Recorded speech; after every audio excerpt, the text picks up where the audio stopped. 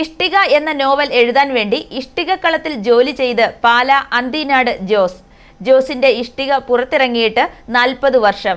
ഒട്ടേറെ പ്രശസ്തമായ കലാസൃഷ്ടികൾ വിരിഞ്ഞ ജോസിന്റെ ഭാവനകൾ ഇന്നും പുതിയ രചനയിലാണ്. i4u special. അധ്വാനിക്കുന്ന തൊഴിലാളി വർഗത്തിന്റെ ചോരയും കണ്ണീരും ഗദ്ഗതങ്ങളുമെല്ലാം കൂട്ടിക്കുഴിച്ച് ഇഷ്ടിക നോവൽ. ചുട്ടുപൊള്ളുന്ന ഇഷ്ടിക ചൂളയിലെ പണിയാളുകളുടെ പൊള്ളുന്ന ഓർമ്മകൾ കട്ടയ്ക്ക് ചേർത്ത് കെട്ടി ജോസ് ഇഷ്ടിക എഴുതിയത് 40 വർഷം മുമ്പാണ്. ചൂളകളിൽ അടിമപ്പണിയെടുത്തിരുന്ന തൊഴിലാളികളുടെ ജീവിതകഥ ഹൃദയസ്പർശിയായിരുന്നു. ഇഷ്ടിക ചൂടപ്പം പോലെ ആദ്യകാലങ്ങളിൽ വിറ്റുപോയി. ഇന്ന് ഇഷ്ടികക്കളങ്ങൾ ഓർമ്മയായി. പുതുതലമുറയ്ക്ക് മുൻപിൽ ഇഷ്ടികകളേക്കാൾ പരിചയം നഗരവൽക്കരണത്തിന്റെ കോൺക്രീറ്റ് ഉൽപ്പന്നമായ ഹോളോ ബ്രിക്സുകളോടായി. എങ്കിലും ചൂളകളിലെ കൊടും ചൂടിൽ കട്ടിയായ കട്ടകളെ പോലെ ജീവിത കാഠിന്യം കൊണ്ട് ഉറച്ചുപോയ ജീവിതകഥകൾക്ക് ഇപ്പോഴും വായനക്കാരുണ്ടെന്നത് കഥാകൃത്തായ അന്തിനാട് ജോസിന്റെ നേരനുഭവം. ഞാൻ ഒരാഴ്ച അവിടെ പോയി പറഞ്ഞത്. ഞാൻ സന്തോഷമായി പഠിക്കുന്ന കാലത്താണ്. അപ്പോൾ ഈ പത്രങ്ങളിൽ കൂടെയൊക്കെ കണ്ടിങ്ങനെ ഇഷ്ടിക തൊഴിലാളികളെ പീഡിപ്പിക്കുന്നു, അവരുടെ ഇതെല്ലാം പറഞ്ഞ് പേപ്പറിൽ കൂടെ കണ്ടപ്പോൾ എനിക്ക് തോന്നി അവരുടെ കഥ ഒരു നോവലായിട്ട് വേണം തോന്നി. അങ്ങനെ അവിടെ പോയി ഒരാഴ്ചക്കാലം അവിടെ കൂടെ ഒരു പണിക്കാരനായിട്ട് തന്നെ കൂടി. അല്ലാതെ വിവരങ്ങൾ അറിയാൻ പറ്റിയല്ല. നോവൽ എഴുതാനാണെന്ന് പറഞ്ഞാൽ അങ്ങോട്ട് ചെന്നാൽ അവർ നമ്മളെ തല്ലിക്കൊന്ന് റോട്ടിക്കൂടി വരും. അതുകൊണ്ട് ഒരു പണിക്കാരനായിട്ട് കടന്നുകൂടി എൻ്റെ വിവരങ്ങളെല്ലാം ശേഖരിച്ചാണ് ഈ നോവൽ എഴുതിയത്.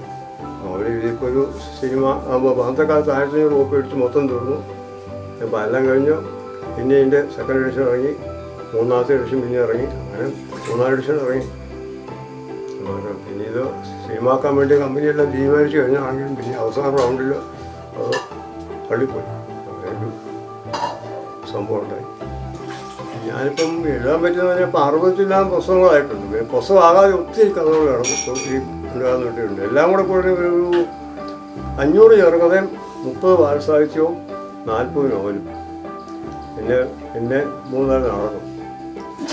പിന്നെ വിശുദ്ധ യൂസഫാൻ്റെ ചരിത്രം ലോകത്തിൽ ആദ്യമായിട്ട് നാടകമായിട്ടില്ല ഞാൻ. അതിനാണ് ഈ AKCC അവാർഡ് കിട്ടിയത്.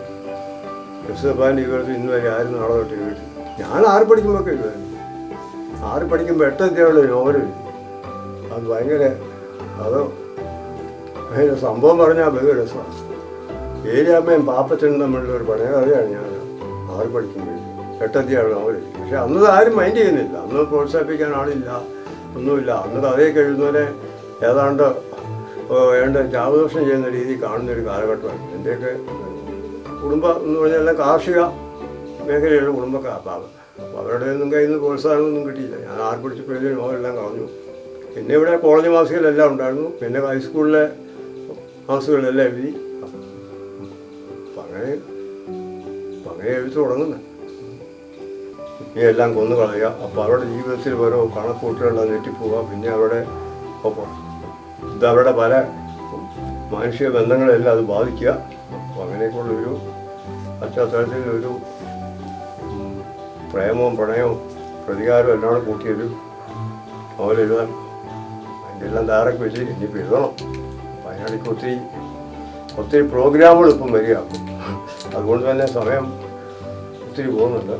പാല സെന്റ് തോമസ് കോളേജിൽ പഠിച്ചുകൊണ്ടിരിക്കെ 22-ാം വയസ്സിലാണ് ജോസ് ഇഷ്ടിക എഴുതുന്നത്. കിടങ്ങൂർ, കട്ടച്ചിറ എന്നീ പ്രദേശങ്ങളിൽ അക്കാലത്ത് നിറയെ കട്ടക്കളങ്ങൾ ഉണ്ടായിരുന്നു. സ്ത്രീകൾ ഉൾപ്പെടെ 100 കണക്കിന് തൊഴിലാളികളും. രാത്രി വൈകി ചൂളകളിൽ കട്ടകൾ അടുക്കി തീയിട്ടതിന് ശേഷമേ മടങ്ങിപ്പോകാനാകൂ. തൊഴിലാളി നിയമങ്ങളൊന്നും ഇഷ്ടികക്കളങ്ങളിൽ ബാധകരമായിരുന്നില്ല. പക്ഷേ വരുന്ന ആർക്കും പണിയുണ്ടായിരുന്നു. കോളേജ് അവധിയിൽ ഒരു തൊഴിലാളിയായി അഭിനയിച്ച് ഇഷ്ടികക്കളത്തിൽ കയറിക്കൂടി ഒരു വെയിലിൽ പണി ചെയ്ത് നോവലിനുള്ള കഥാതന്തു ജോസ് കണ്ടെത്തി. അടിമത്തവും ചൂഷണവും മൂലം രാത്രികാലങ്ങളിൽ പണിക്കാർ ഒളിച്ചോടുക അക്കാലത്ത് പതിവായിരുന്നു. ജോസ് ആകട്ടെ പണിക്കൂലി പോലും വാങ്ങാതെ തന്നെ നട്ടുച്ചയ്ക്ക് കട്ടക്കളത്തിൽ നിന്നും ഒളിച്ചോടി. ഇഷ്ടികയുടെ 1500 കോപ്പിയാണ് ആദ്യം അച്ചടിച്ചത്. 6 രൂപയായിരുന്നു വില. പുതിയ പതിപ്പിന് 150 രൂപയാണ് വില. 60ഓളം പുസ്തകങ്ങൾ ജോസ് എഴുതിയിട്ടുണ്ട്. പരാതിയായ മോളിയാണ് ഭാര്യ. സന്ധ്യ കേസ്, i4u ന്യൂസ്, പാല.